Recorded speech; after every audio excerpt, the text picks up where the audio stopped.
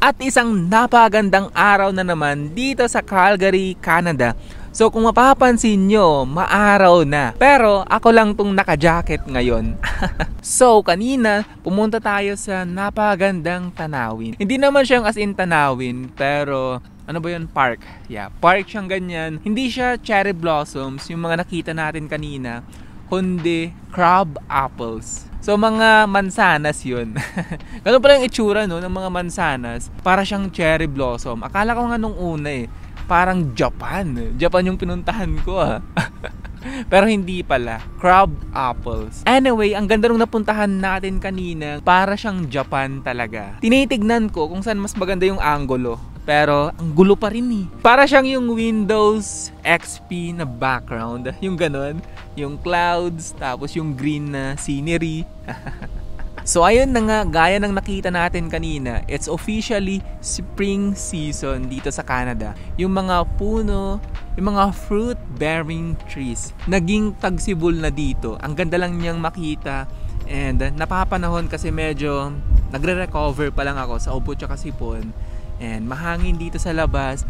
Ang gandang makalanghap ng fresh air. Nakakapag-unwind tayo. Kaya nga kung adventurous ka, tsaka gusto mo ng mga outdoor activities, mga mountain sceneries, mga ganyan, mga camping. Ang dami talaga Hindi ka mananawa dito sa Canada. Ang daming pwedeng pasyalan.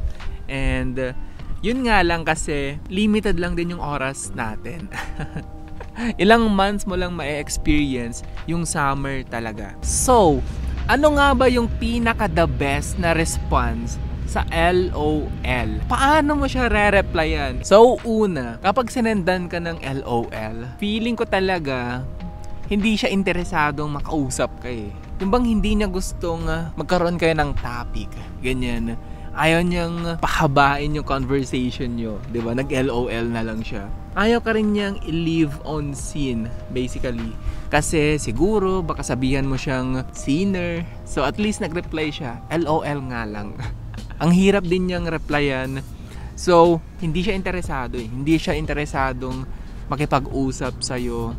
Or, yung bang ikaw talaga yung magbubuhat ng conversation nyo. Ang saklap naman nun. Kasi kung paiklian na rin lang ng reply, okay, 3 letters yung re-reply niya sa'yo. Reply mo ng isa, di ba? Okay, that's it. Kailan nga bang last time na naka-receive ako ng ganun? Yung bang sobrang hirap na replyan? Yung mga ha-ha-ha, yung mga laughing emoji, minsan, tinatawanan ko na lang din Ganun din yung i-reply ko. So, mirror lang siya. Ano yung sinabi mong last, ganun lang din yung i-reply ko pabalik. Diba? So, I guess ganun yung gawin mo. So, sa akin, may mga ganung klaseng tao talaga, dry texter. Kailangan mo na lang tanggapin na ganun talaga sila. I-figure out mo na lang kung paano mo i-change yung topic to the point na hindi lol yung i-reply niya pabalik sa'yo. Diba? So, ganun na lang. Ang nakaka-bad trip nun is, let's say hindi ka naman nag-joke. Wala ka namang sinabing joke. Pero yung re-reply pa rin sa'yo is LOL.